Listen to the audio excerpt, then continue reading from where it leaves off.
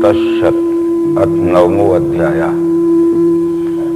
अब भगवत गीता का राजविद्या राजगुह योग नाम का 9वां अध्याय प्रारंभ करते हैं। इसके पहले हमने 7वें और 8वें अध्याय पे जो प्रकाश डाला था उसमें ये विश्व ही विश्वरूप परमात्मा है, इसका प्रयोग से स्पष्टीकरण था, परंतु एक दो बार के समझाने में ठीक से निश्चय स्थिर नहीं हो पाता है, इसलिए पुनरावृत्ति उसकी करना पड़ती है।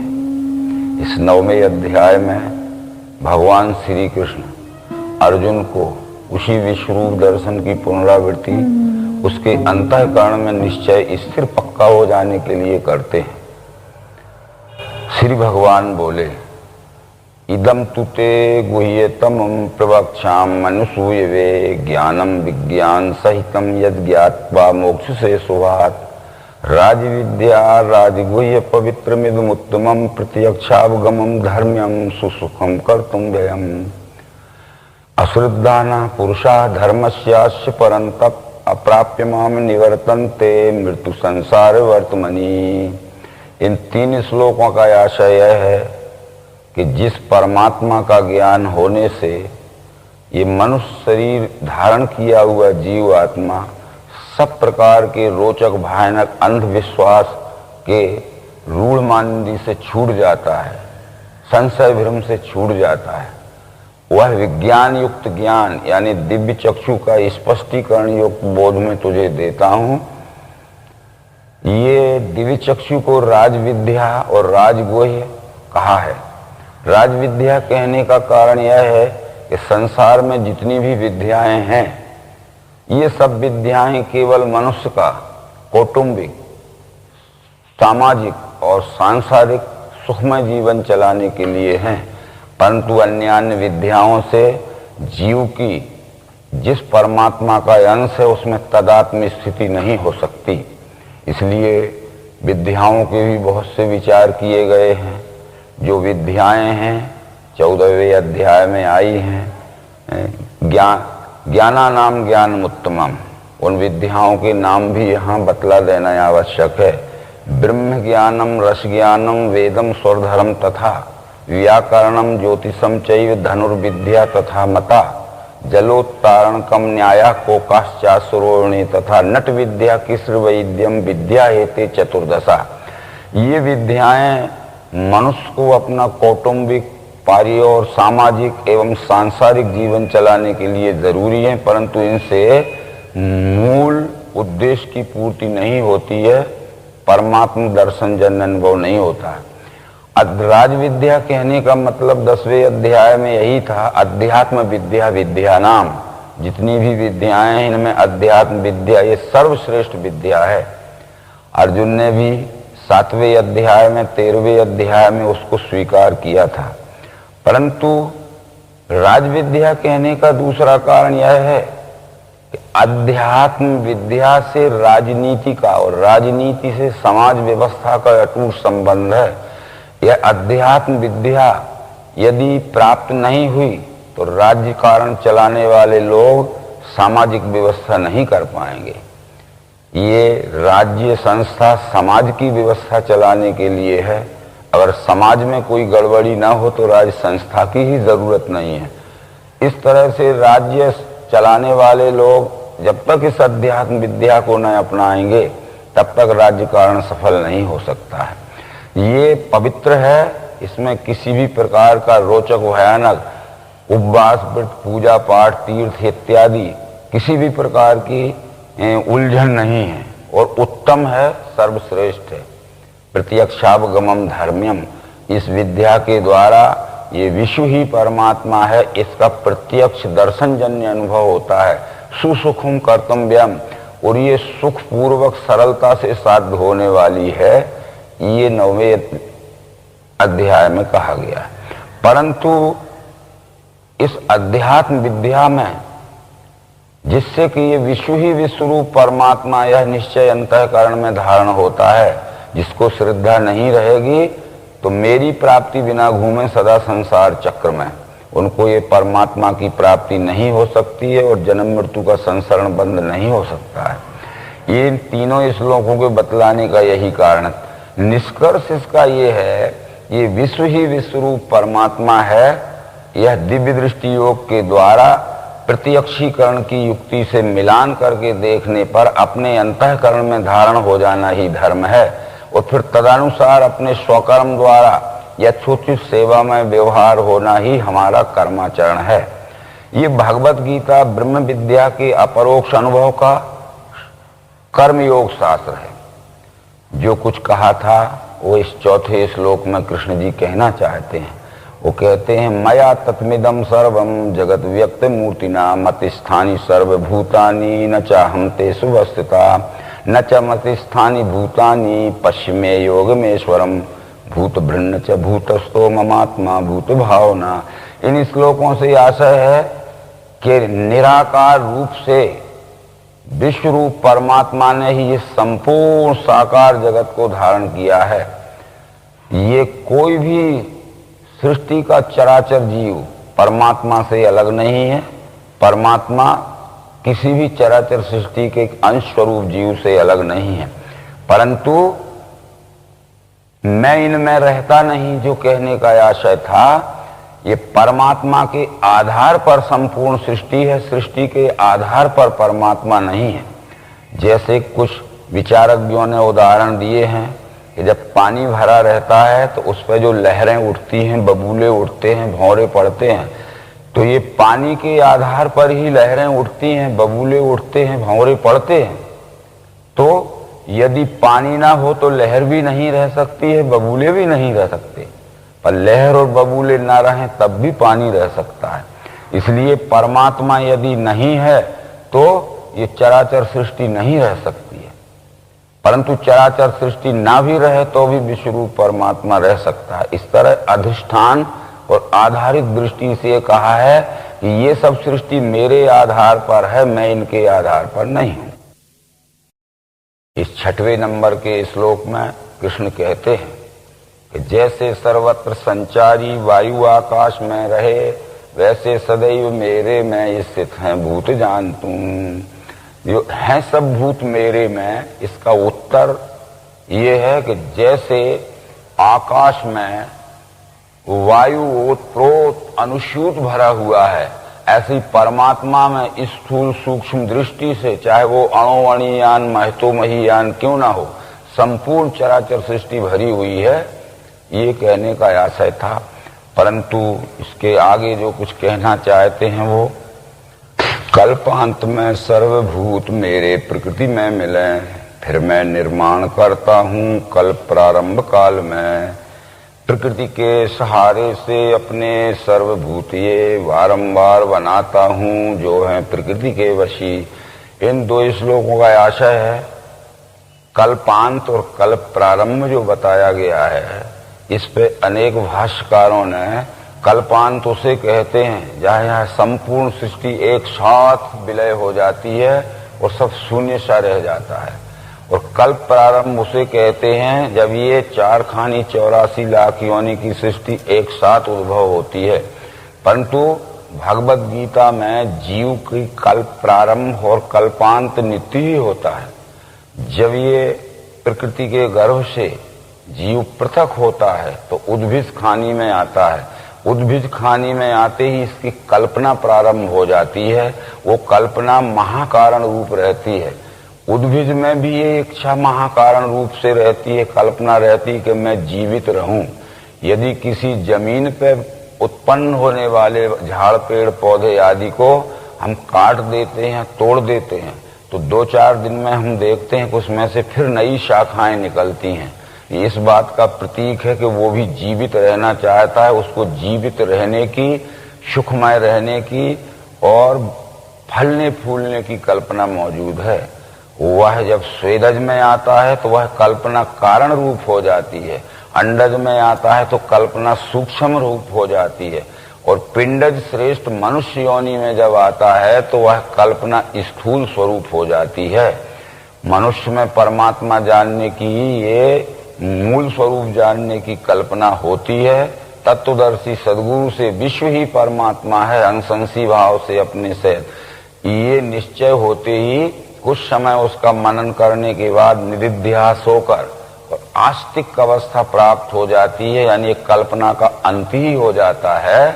ये कल्प प्रारंभ यानी अब कल्पना का शुरू होना उद्भिद से शुरू होती है, और कल्पांत यानी ये संशय भ्रम या अपने मूल स्वरूप परमात्मा जानने संबंधी कल्पना का अंत ये दिव्य चक्षु प्राप्त होते ही हो जाता है।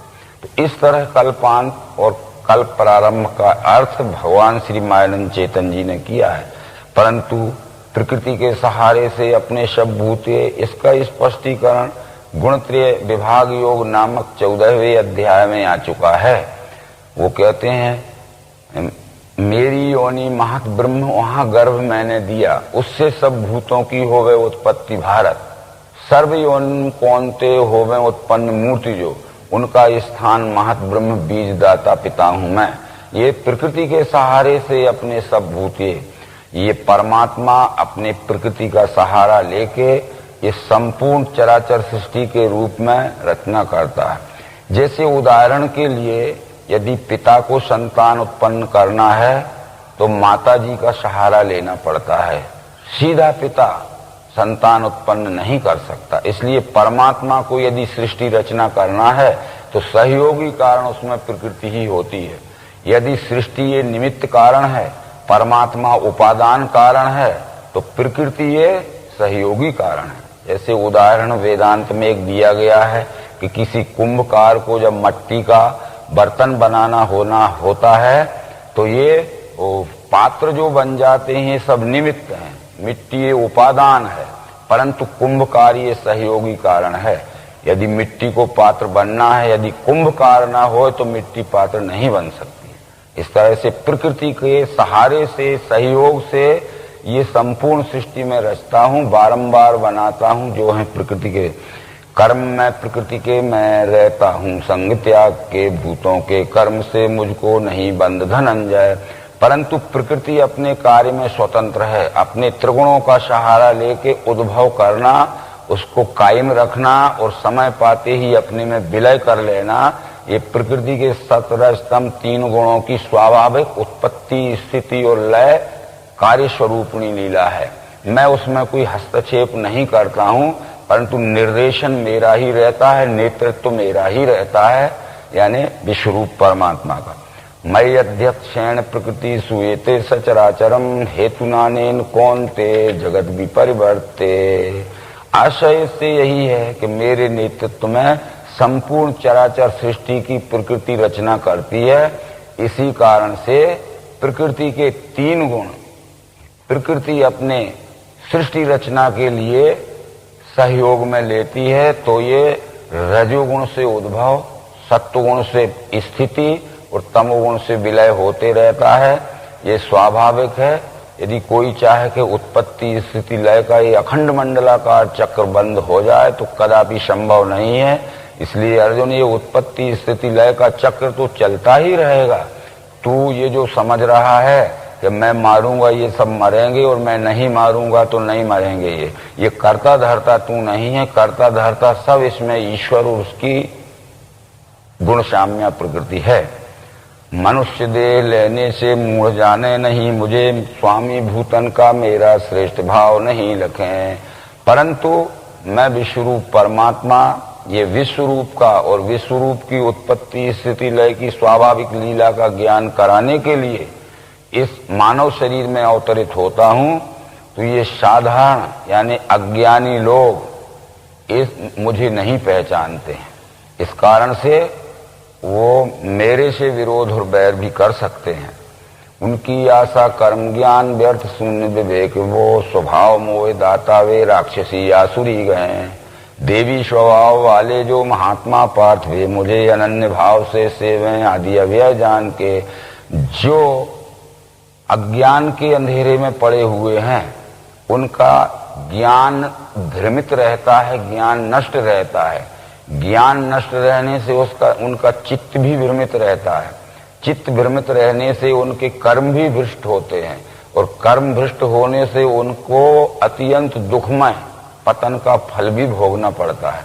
परंतु जो देवी प्रकाश में आ गए हैं, सत्वगुण की विज्ञान प्रकाश में आ गए हैं, वो भजन्ति नन्य मनुष्यो ज्ञात्वा भूतादिम व्ययम, यानी वो विश्व रूप परमात्मा को जानकर ज्ञात्वा वो भजन्ति नन्य मनुष्यो अनन्य भाव से सेवा करते हैं।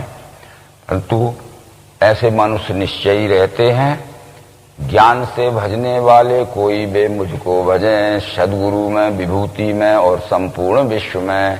यहाँ श्री कृष्ण जी ये बतलाना चाहते हैं कि ज्ञान गुणानुसार 3 प्रकार का होता है, सत्वगुणी ज्ञान, रजोगुणी ज्ञान और तमोगुणी ज्ञान। तो सत्वगुणी ज्ञान वाले संपूर्ण विश्व ही परमात्मा स्वरूप है, ऐसा दिव्य दृष्टि योग से निश्चय करके और विश्व रूप परमात्मा की स्वकर्म द्वारा निष्काम भाव से सेवा यानी भक्ति करते हैं। रजोगुणी ज्ञान वाले विश्व रूप के एकत्व को न जानकर उसमें अनेक देवी देवताओं की कल्पना करते हैं और अनेक देवी देवताओं को पूजते हैं, फल की इच्छावान वे देवों को पूजते फिरें। ये रजोगुणी यानी स्वार्थी ज्ञान वाले हैं। पर तमोगुणी ज्ञान वाले जो हैं वो अपने अल्प ज्ञान की, स्वतः की मानिंदी की कल्पना को ही ईश्वर मान लेते हैं और अपने मकान की अलमारी में या मकान के किसी एक छोटे से कोने में किसी भी प्रकार के आकार की प्रतिमा बैठाल के समझते हैं कि यही पूरा विश्व रूप परमात्मा है। इस तरह से 18वें अध्याय में इसकी पुष्टि की गई है। जिस ज्ञान से भिन्न भिन्न भूतों में सब एक ही अनासी भाव को देखे वो जानो ज्ञान सात्विकी। जो ज्ञान द्वैत को लेके भूतों में सब भिन्न है अनेक भाव ये देखे वो जानो ज्ञान राजसी। जो ज्ञान एक ही मूर्ति जाने संपूर्णवत भजे तत्वार्थ हेतु से हीन अल्प तामस उसे कहा। आशय इसका है कि एक भाव सब विश्व में देखे सात्विक ज्ञान है, अनंत क्षेत्रज्ञ करे रजो अनुमान, युक्तिहीन अनुभव रहित लखे घोर अज्ञान, एक भाव में विश्व सब सोहे तामस ज्ञान। इस तरह ये 3 प्रकार का ज्ञान बतलाया है। आगे वो कहते हैं इनमें जो तमोगुणी ज्ञान वाले हैं यद्यपि विश्वरूप परमात्मा सर्वरूप है, तो 16 से 19वें श्लोक तक उसका निरूपण किया है। श्रोति यज्ञ, स्मार्ति यज्ञ, पितरों का अन्न औषधि, मंत्र होम, द्रव्य अग्नि मैं हूँ, हवन की क्रिया, सब जगत का पिता माता धाता मैं हूँ, पिता मैं, जान्य योग ओंकार ऋग्साम यजुर्वेद में, भर्ता साक्षी गति स्वामी निवास याप्त भक्त का, मैं स्थिति लय उत्पत्ति निधान वीर्य अव्यय, मैं तपता हूँ करता हूँ, गिराना जल रोकना, अमृत में मृत्यु भी मैं सता सत अर्जुन। कहने का मतलब सब मैं ही हूँ, पर सब में मुझे ना देखते हुए केवल एक ही अंश स्वरूप अंग में मुझे मान लेते हैं और एक ही अंश स्वरूप अंग में संपूर्ण के वत एक ही अंश या अंग की सेवा करते हैं, जो कि संपूर्ण की सेवा नहीं है। ये अल्प ज्ञान वाले तमोगुणी ज्ञान वालों का है। परंतु रजोगुणी ज्ञान वालों का श्लोक नंबर 20 और 21 में इस 9वें अध्याय में स्पष्टीकरण है। वेद ज्ञाता सोम पी पाप धोए, यज्ञ द्वारा स्वर्ग को मांगते हैं, उस पुण्य से स्वर्ग मिले वहां वे हैं भोगते भोग सुदेवतों के, वे उस भारी स्वर्ग का भोग लेके चुकते ही पुण्य लौटे यहाँ ही। इस रीत तीनों गुण में फंसे वे कामी लहें जन्म सदैव मृत्यु। वेदों का पाठ करते हैं, वेदों में अनेक प्रकार के यज्ञ आदि कर्म करने से अनेक लोकों का सुख मिलता है। विष्णु महायज्ञ किया तो उससे विष्णु लोक का सुख मिलेगा, रुद्र महायज्ञ किया तो रुद्र लोक का सुख मिलेगा, वैकुंठ का सुख मिलेगा, इंद्र लोक के वैभव का सुख मिलेगा। इसलिए अनेक प्रकार के यज्ञ करते हैं और उस स्वर्ग की सुख की कामना से करते हैं। यदि वो उनके यज्ञ आदि कर्म निर्विघ्नता पूर्वक सफल हो गए तो उनको उस लोक का सुख भी मिल जाता है।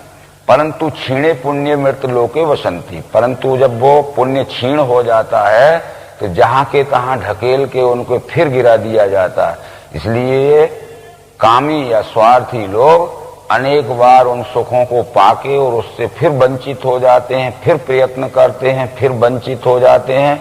इनका ये सुख दुखमय जीवन सदैव चलता रहता है। वो परम सुख शांति के स्थान को नहीं पहुंच सकते जो कि परमात्मा स्वरूप में पहुंच जाना है। परंतु सत्वगुणी का वर्णन इस श्लोक नंबर 22 में है।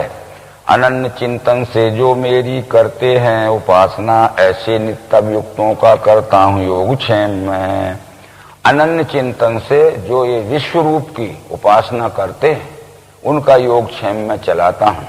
अब योगक्षेम शब्द जो आया है इसका मतलब है कि जब विश्व रूप के प्राणी मात्र के रूप में दिखने वाले विश्व रूप की निष्काम भाव से स्वकर्म द्वारा जो सेवा या भक्ति करते हैं तो उनकी योगक्षेम को स्वयं विश्व रूप चलाता है। इसका व्यवहारिक विचार अगर किया जाए तो हम सबको सुख शांति पहुंचाने के लिए हमारे स्वकर्म के द्वारा जब सेवा करते हैं तो ये सब हमारे भी सुख शांति की पूरी फिक्र रखते हैं, पूरी चिंता रखते हैं। तो योग कहते हैं अप्राप्त वस्तु की प्राप्ति करा देना। जो वस्तु हमें प्राप्त नहीं है और हम निष्काम भाव से सेवा में लगे हैं तो हमें चिंता न होते हुए वस्तु हमारे पास आ जाती। क्षेम कहते हैं प्राप्त वस्तु का रक्षण। यदि हमारी किंचित भी लापरवाही या सावधानी हो जाती है तो भी वो प्राप्त वस्तु की रक्षण होती ही रहती है। और प्राप्ति के लिए चिंता नहीं होने देता। तो ये तीनों देव उसका हमेशा सहयोग करते हैं। अप्राप्त वस्तु की प्राप्ति कर देना ये रजोगुणात्मक ब्रह्मा का काम है। प्राप्त वस्तु का रक्षण करना ये सत्वगुणात्मक विष्णु का काम है। और प्राप्ति में चिंता ना होने देना, चिंता का संहार करना ये शंकर का काम है। करे न चिंता भक्तमम योगक्षेम की ने। इस तरह से वो चिंता नहीं करता है। ऐसे बहुत से विचार पुराणों में आए हैं कि भोजन आच्छादने चिंता वृथा कुर्वन्ति वैष्णवा एवशो विश्वम्भरो देवा सभक्तान क्यों पेक्षते। परंतु जब हम गृहस्थ के व्यवहार पक्ष में लेते हैं तो अवश्य ही व्यवहार पक्ष में इस योगक्षेम का विचार करना पड़ेगा। योग नाम पुरुष का है और क्षेम नाम उसकी अर्धांगी पत्नी का है। पुरुष दिन भर में कमा के लाता है और घर में योग करता है और उस घर में आए हुए धन का जो योग होता है तो क्षेम यानी कुशलता पूर्वक पत्नी रक्षण करती है। इसलिए योगक्षेम घर में ही रहता है। तो इस तरह से जो यदि अब आगे का विचार जो है, मेरा रूप नहीं जाने इसी से भ्रम में फंसे, मैं ही हूं सब यज्ञों का भोक्ता स्वामी परम तुबे। जितने भी कार्य हो रहे हैं और जितना भी ये आदि अंत मध्य है चराचर स्वरूप दिख रहा है ये सब मैं ही हूं। पर मेरे इस विश्व रूप को जो नहीं जानते हैं इसीलिए भ्रम में फंसे हुए इधर उधर भटकते हैं और फिर उनका अशांतिमय जीवन होता है। फिर देवों के भक्त देवों को, पुरखों के पितृलोक को, भूतों के भक्त भूतों को, मेरे भक्त मुझे मिले। ये अंतर कृष्ण जी ने बतला दिया कि जो जिस देवी देवता को पूजता है उसका अर्थ यही है कि देवी देवता कोई आसमान में नहीं बैठे हैं। यदि हमें बलवान बनना है तो बल की विभूति हनुमान है। हम हनुमान का इष्ट करेंगे तो व्यायाम करेंगे, पौष्टिक भोजन खाएंगे और इंद्रिय संयम से रहेंगे तो जरूर हम हनुमान के लोक में पहुंच जाएंगे यानी बलवान हो जाएंगे। हमें बुद्धिवान बनना है तो जरूर हम तत्व ज्ञान का अध्ययन करेंगे, सत्संग करेंगे और बुद्धि का देवता गणेश है उस गणेश को इष्ट मानेंगे। तो हम जरूर यदि प्रयत्न पूर्वक बुद्धिवान बनने के लिए अभ्यास करेंगे तो गणेश लोक में पहुंच जाएंगे, सरस्वती लोक में पहुंच जाएंगे यानी हम स्वयं ही बुद्धिवान इसी मानव लोक में बन जाएंगे। इस तरह से ये विचार हैं। परंतु परमात्मा तो सब प्रकार के सुखों का भंडार है, आगे वो कहना चाहते हैं। इसलिए पत्ते फल फूल तो चढ़ावे भक्ति से मुझे, लेता हूँ शुचिवान का मैं प्रेम का उपहार। तो इस श्लोक में कृष्ण जी ये कहना चाहते हैं कि पत्रम पुष्पम फलम तोयम यो में भक्त्या प्रयच्छति तद हम भक्त उपरते अश्नामि प्रिय तात्मना। ये संस्कृत के श्लोक में है कि जो पत्ते चढ़ाए जाते हैं, फूल चढ़ाए जाते हैं, फल चढ़ाए जाते हैं, पानी भी चढ़ाया जाता है, तो जो शुद्ध अंतःकरण वाला मुझे समर्पित करता है उसका दिया हुआ मैं लेता हूं और अश्नामी यानी खाता भी हूं। तो कृष्ण ये कहना चाहते हैं कि तुम पत्ते भी चढ़ाओ, फूल भी चढ़ाओ, फल भी चढ़ाओ, पानी भी समर्पित करो, परंतु जो लेता हुआ दिखे और खाता हुआ दिखे उसको देना चाहिए। जब सर्वरूप मेरा ही है तो कपिल ने अपनी माता देवहूति को श्रीमद् भागवत महापुराण के 3 स्कंद में समझाया है कि हे मातेश्वरी, अहम सर्वेषु भूतेषु भूतात्मा वस्था सदा तम वज्ञाय माम मर्त्य कूते अर्चा विडम्बनम। संपूर्ण चराचर सृष्टि के रूप में मैं हूं, ये सारी चराचर सृष्टि मुझका मेरा ही स्वरूप है। यदि हरी हरी घास के द्वारा मेरी सेवा करना है तो मेरा स्वरूप गाय है, उसमें करिए। यदि पत्तियों के द्वारा मेरी सेवा करना है तो बकरी भी मेरा स्वरूप है, उसे पत्तियां दीजिए, वो लेती और खाती दिखेगी।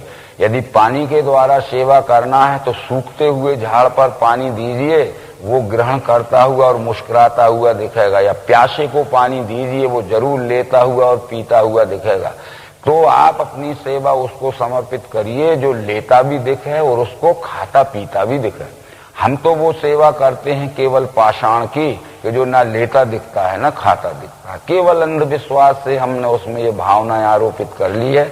इन श्लोकों के आशा तू जो कौन से करता है यज्ञ दान तप क्रिया खान पान आदि वो सारा मेरे को अर्पण कर, ऐसे अच्छे बुरे फल से कर्मों के बच जाएगा, संन्यास योग युक्ति से मुक्त हो पाएगा। मुझे तू जो कुछ भी करता है, खाना पीना और भी लेना देना, ये सब विश्वरूप की सेवा के अर्पण हो।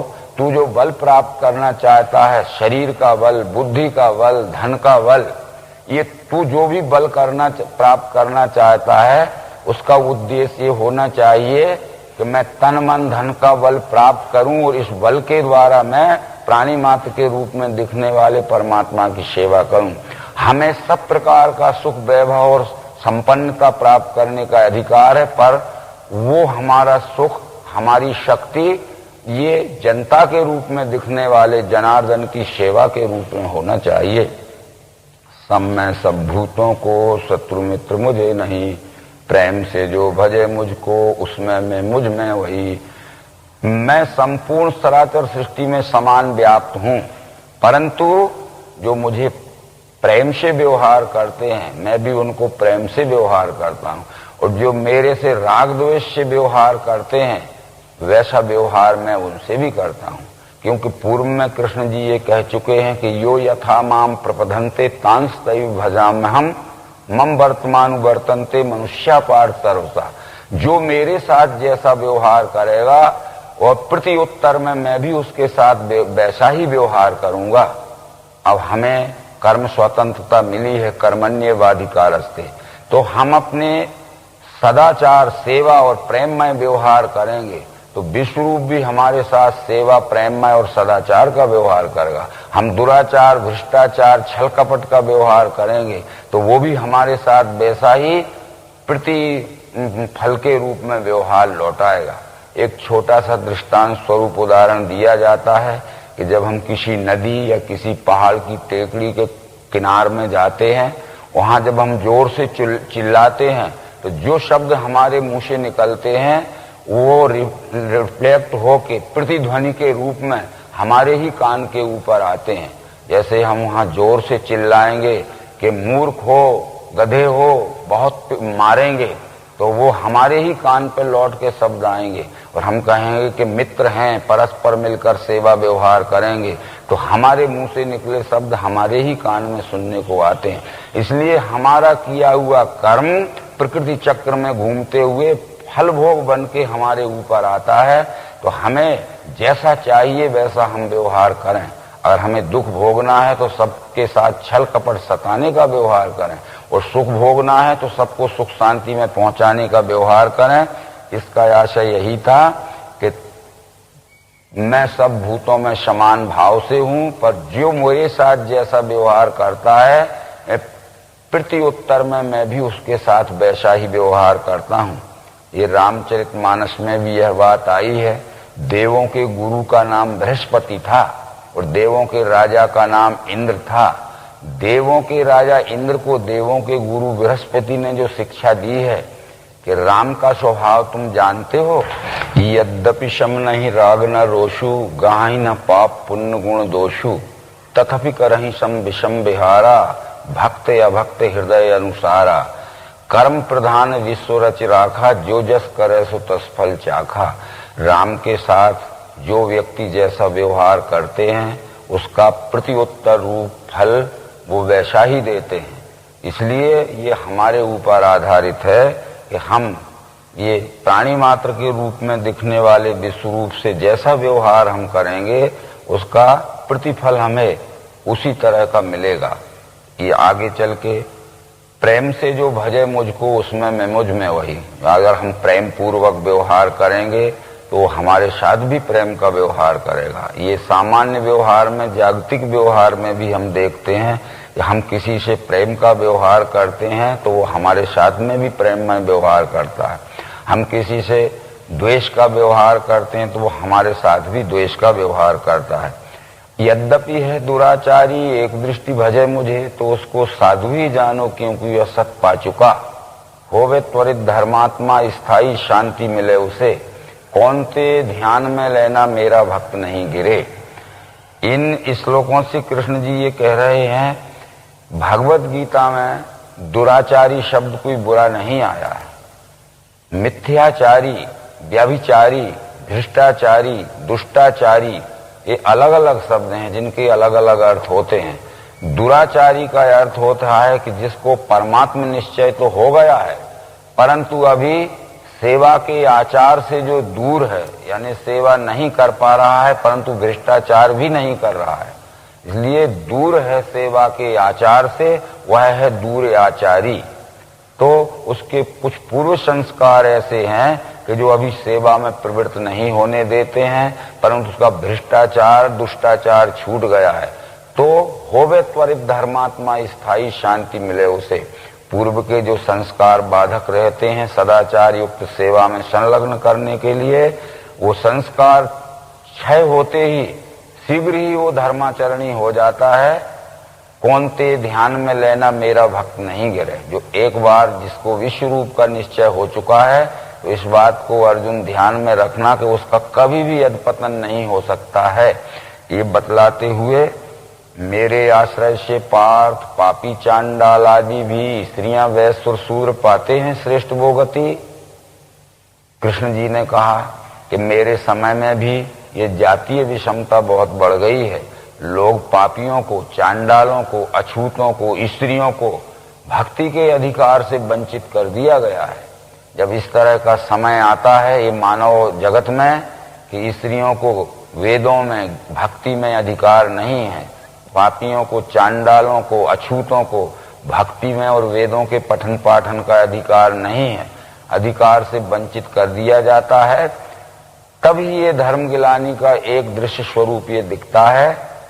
तो मैं ये समान अधिकार दिलाने के लिए आता हूं, इसलिए मेरी भक्ति का खुला अधिकार पापियों को, चांडालों को, अछूतों को और स्त्रियों को दिलाने के लिए ही मैं आया हूं। कारण कि जितने भी अवतार हुए उनके समय में ये मत पंथ संप्रदाय की विषमता थी, जातीय विषमता थी। रामायण में 7वें अवतार श्री रामचंद्र के इतिहास के विषय में जब हम पढ़ते हैं तो महाराज दशरथ के घर में जो उस समय तक हो रहा था और राज्य में जो उस समय तक हो रहा था, अनेक प्रकार का अंधविश्वास, रूढ़वाद और ऊंच नीच की विषमता का विषम परिणाम फैल चुका था। राम का अवतार होते ही सबसे पहले उन्होंने ये व्यवस्था की कि समाज के एवं नगर के एवं राज्य के हर व्यक्ति को, चाहे वो गरीब हो, चाहे धनवान हो, चाहे छूत हो, चाहे अछूत हो, सदैव मेरे से मिलने का खुला अधिकार है, वो कभी भी मिल सकता है। तब जब ते राम ब्याह घर आए, नित नव मंगल मोद बधाए, भुवन 4-10 भूधर भारी, सुकृत मेघ वर्षें सुखकारी, यही विधि पुर नर नारी सुखारी, रामचंद्र मुखचंद्र निहारी। नगर के सब स्त्री पुरुष सुखी थे क्योंकि प्रतिदिन राम से मिलने का और अपनी समस्याएं सुना के समस्याओं के निराकरण का समय राम देते थे।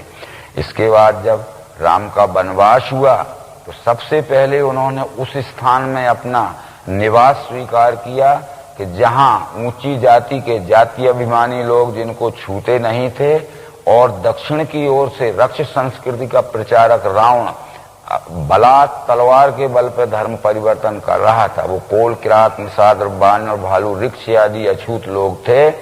तो ऊंच नीच मध्यम नर नारी, लहाई दरस निज निज अनुहारी, सावधान सभी सन्मान ही, सकल सराहत कृपा निदान। ऊंच नीच मध्यम स्त्री पुरुष छूत अछूत सब राम से मिलने आते थे। सावधानी से राम सबका आदर करते थे, इसलिए राम की सब प्रशंसा करते थे। इसके बाद भी राम के छोटे भाई अनुज भरत और राम के कुरुकुल वशिष्ठ जो राम से मिलने जब चित्रकूट में गए थे, तो लोक वेद सब भांतहु नीचा, जासु छाह सो ले वहीं सींचा। ते भर अंक राम लघु भ्राता, मिले शकल परिपूरत गाता।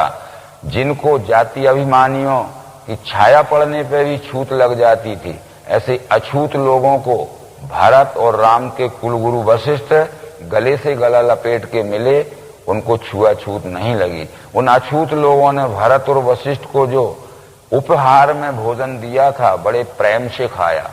उनकी गरीबी की ओर देखकर उनका मूल्य चुकाने लगे भोजन का। तो दे मोल बहु मोल न लेही, फेरत राम दुहाई देही।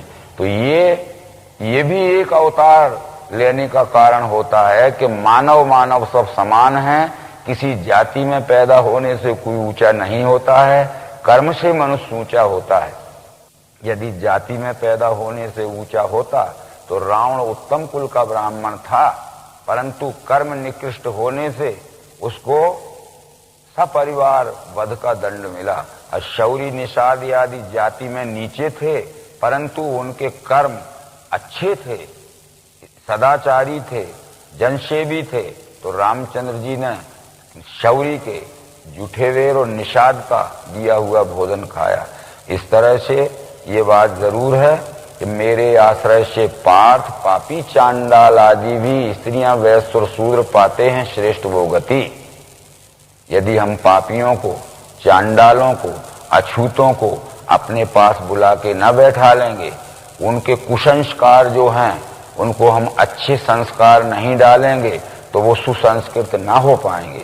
हम उनको अवश्य बुलाया करें, क्योंकि राम और कृष्ण बुलाते थे और उनमें सुसंस्कार डालते थे। एक एक दो दो संस्कार यदि उनमें अच्छे रोज आते हैं तो वो सुसंस्कृत हो जाते हैं। उनका पाप और दुराचार छूटकर और सदाचार और सेवावृत्ति उनमें स्वयं आ जाती है। फिर क्या बात पुण्यात्मा विप्र क्षत्रिय भक्त की, अनित्य मृत्यु भूमि में आया है वस्तु मुझे।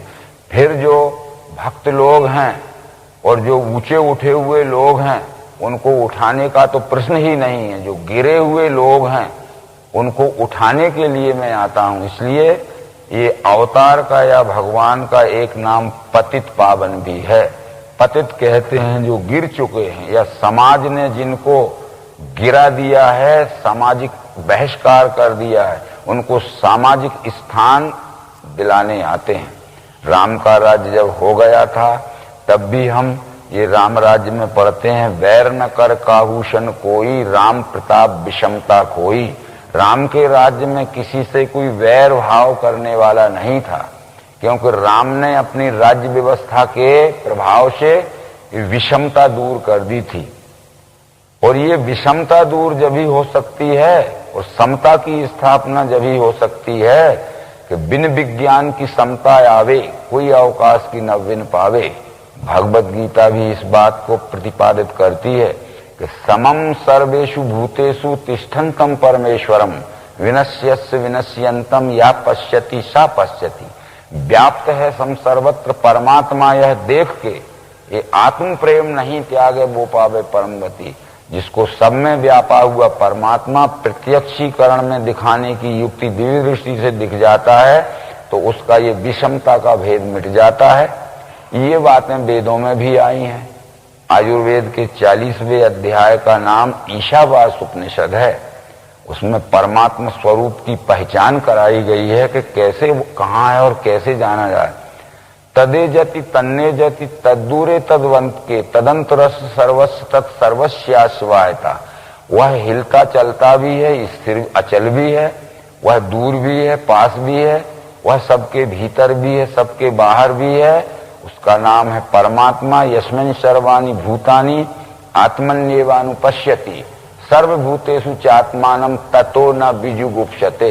इस तरह उस परमात्मा को जो संपूर्ण चराचर सृष्टि में समान भाव से व्याप्त देख लेता है, ततो न बीजुगुप्सते, उसको व्यवहार में किसी से भी घृणा और द्वेष नहीं हो सकता। जिसने सब में व्याप्त परमात्मा को नहीं देखा है, वह व्यवहार में जरूर छुआछूत, ऊंच नीच की द्वेष और घृणा करेगा। यदि हम इस घृणा में फंसे हुए हैं तो उस जिससे हम घृणा करते हैं, जिससे छुआछूत का द्वेष करते हैं, उसमें परमात्मा नहीं है, ऐसा हमारा अल्प ज्ञान का ही कारण है, इसलिए हमारा वो व्यवहार नहीं सुधरता। साथ साथ ये बात अब आगे जो भक्त हैं और जो ऊंचे स्थान में पहुंच गए हैं, उनको उठाने नहीं मैं आता हूं, वो तो स्वयं ही उठे हुए। भगवत गीता के 4 अध्याय में कृष्ण जी ये कह चुके हैं कि यदा यदा ही धर्मस्य ग्लानिर्भवति भारत अभ्युत्थानम धर्मस्य तदात्मानं सृजाम्यहम्। इससे आशा है अभ्युत्थानम अधर्मस्य, इस शब्द की ओर ज्यादा विचार करना है। अभ्युत्थान कहते हैं, उत्थान कहते हैं उठने को, और अधर्म कहते हैं अधर्म को। अधर्म उठकर जब ऊपर आ जाता है, और स्वाभाविक है कि धर्म दबकर जब नीचे चला जाता है, तो नीचे दबे हुए धर्म को ऊपर उठाने के लिए, ऊपर उठे हुए अधर्म को नीचे दबाने के लिए संभवामी योगे योगे।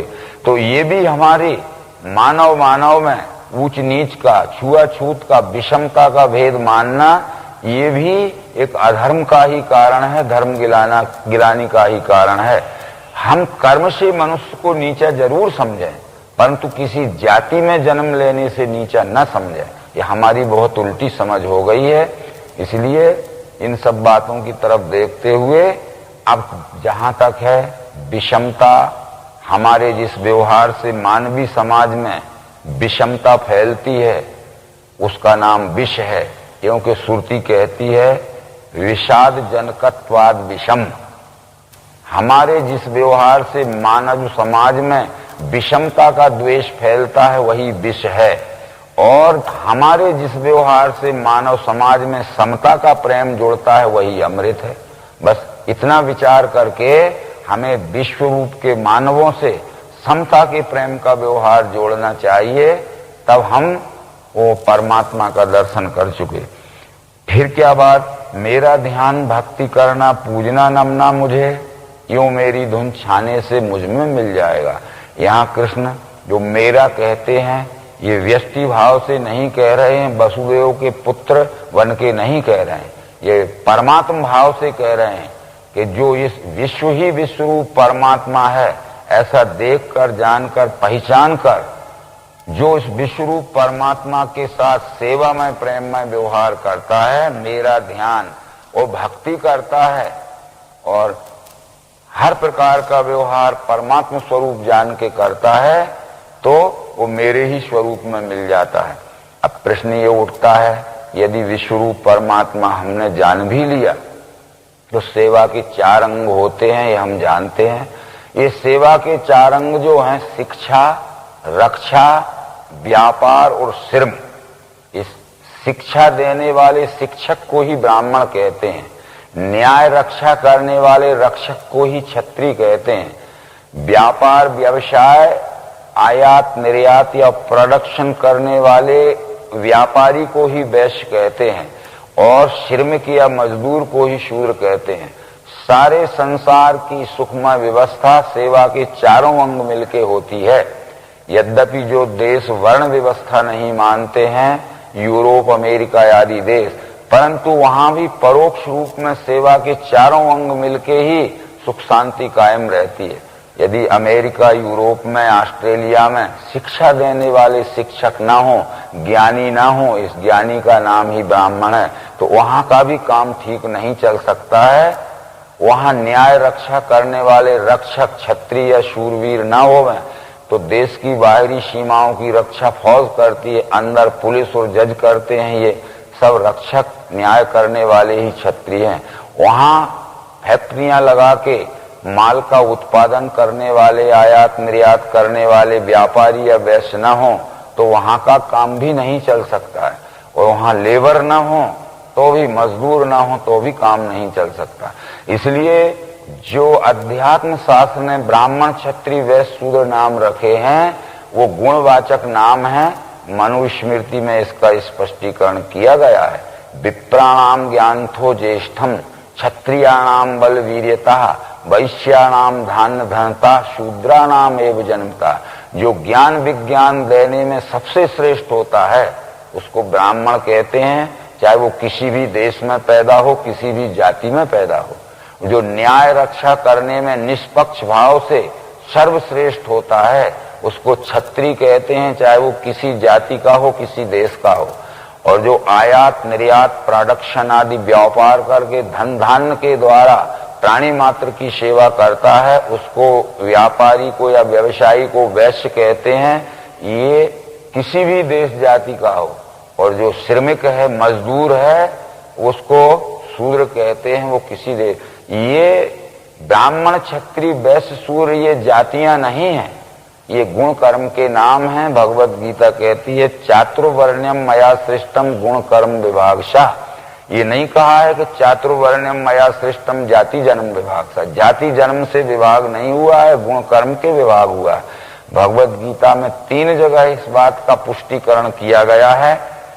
वो 18वें अध्याय में भी कहते हैं ब्राह्मण क्षत्रिय विषाम शूद्राणाम च परंतप कर्माणि प्रविभक्तानि स्वभाव प्रवैर्गुणे। ब्राह्मण क्षत्रिय वैश्य और शूद्र परंतप इनके कर्म हैं भिन्न, स्वभाव गुण से हुए।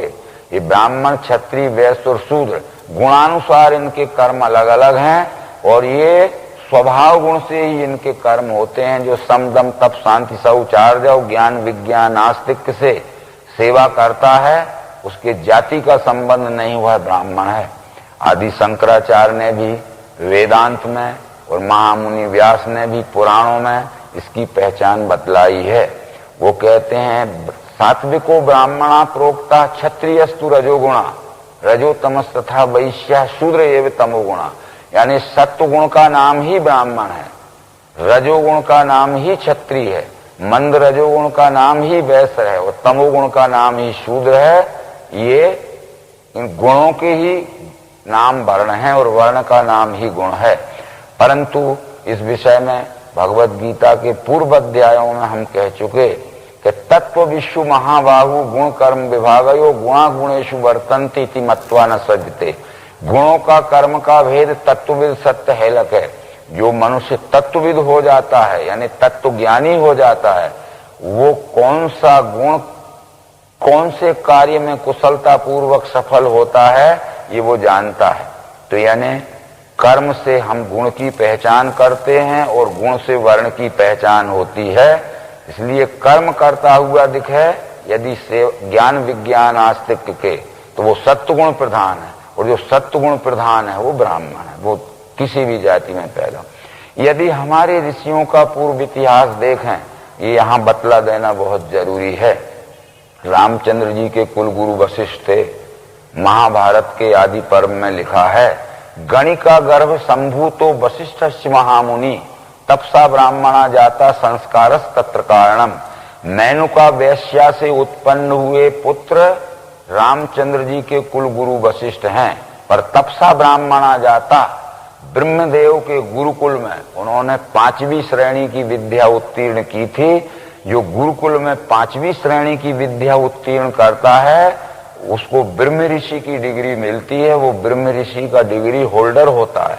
और जो ब्रह्म ऋषि की उपाधि प्राप्त करता है वो राजा का कुल गुरु बनने का अधिकारी हो जाता है। जब ये ब्रह्म ऋषि की उपाधि प्राप्त कर चुके वशिष्ठ तो ब्रह्मदेव ने कहा कि राजा दशरथ के घर में कुल गुरु की जगह खाली है, वहां आपको जाना है। तो वशिष्ठ ने कहा था कि मैं दशरथ के राज्य में नहीं जाऊंगा क्योंकि वहां अनेक प्रकार के अंधविश्वास और कुरीतियों का वातावरण फैला हुआ है।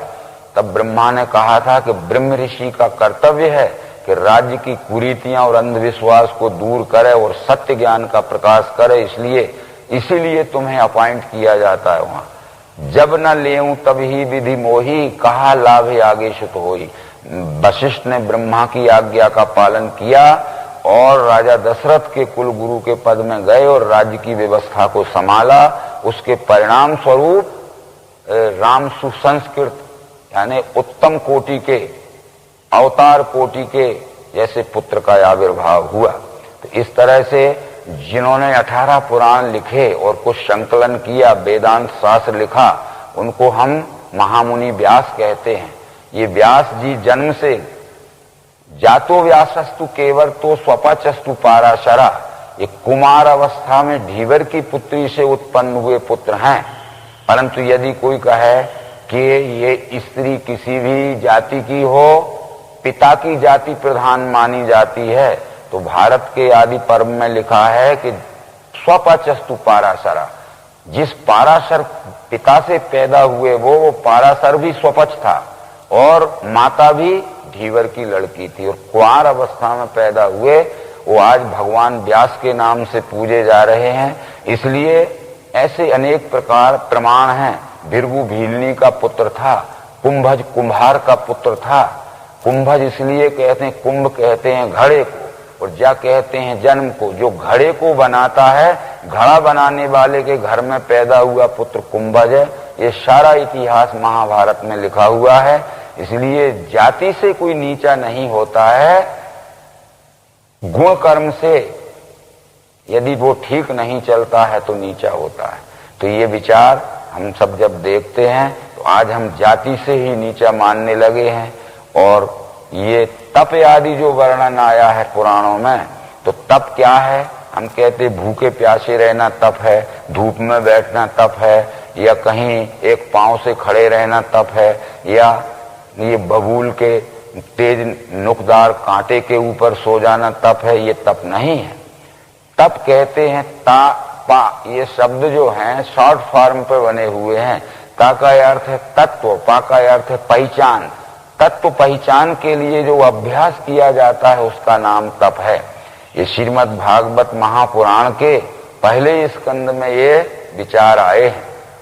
उधर ये विचार आया है कि ब्रह्मा को जब सृष्टि रचना की इच्छा हुई, परंतु सृष्टि रचना कैसे करूं उसकी समझ में नहीं आ रहा था। अधिक लंबे समय तक इस चिंतन को करते रहे वो। एक दिन उनके कान में ये शब्द सुनाई दिए, तप तप। उन्होंने सोचा ये तप क्या है? तब उसका अर्थ स्पष्ट आया कि ता का अर्थ है तत्व, पा का अर्थ है पहचान। तत्व पहचान के फिर सृष्टि रचना करना, तत्व को बिना पहचाने सृष्टि रचना मत करना। तो तत्व पहचान के ब्रह्मा ने सृष्टि रचना की। इसलिए उल्लेख किया गया कि तप बल रचयो प्रपंच विधाता, तप बल विष्णु सकल जग त्राता, तप बल शेष धरे मही भारा, तप बल शंभु करे संघारा, तप आधार सब सृष्टि भवानी, करहु जाए तप यश जिए जानी। हमें भी तप करना है, यानी जिस कार्य में हमें सिद्धि प्राप्त करना है उसकी तात्विकता को पहचान कर ही हमें वह कार्य करना चाहिए, वह हमारा तप होता है। ऐसे बहुत से विचार हैं। इसके साथ साथ भी तप का मनुस्मृति में स्पष्टीकरण आया है।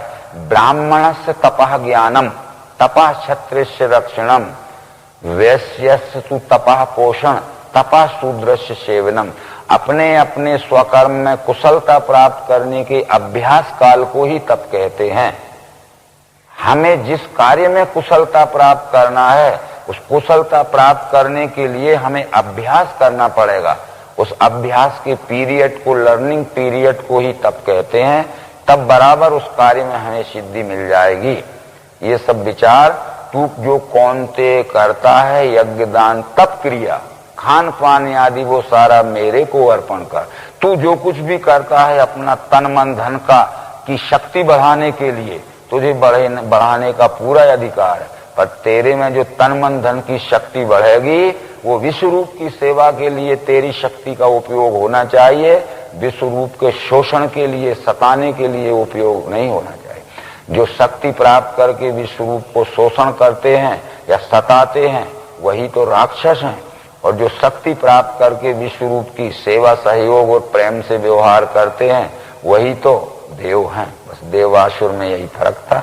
ऐसा समझाते हुए ये राज विद्या राज गुह योग नाम का 9वां अध्याय संपूर्ण हुआ।